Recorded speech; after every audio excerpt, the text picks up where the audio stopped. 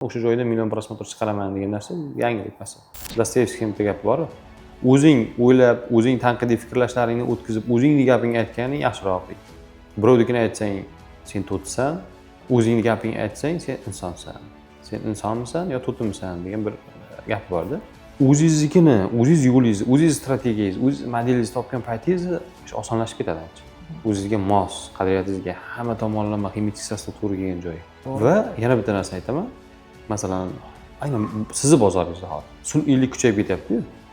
Yoki sun'iylik videoni o'zini aynan huk qismini unaqa qilish kerak, o'rta qismini unaqa qilish kerak, oxirini unaqa kaltakishni yetish kerak.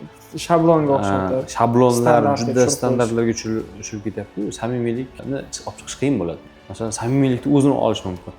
Men samimiy holatda suhbatlashib eng kerakli joylarni kesib olaman, o'sha joyda million prosmotr chiqaraman degan narsa yangilik masalan. Million prosmotr bo'lishi mumkin sun'iy ravishda Instagram algoritmiga moslab olsangiz. Lekin samimiy bo'ladi. Rost gapirayotganingizni biladi. Ana o'sha rost gapirayotganingizni bilgani uchun sizni sotib oladi.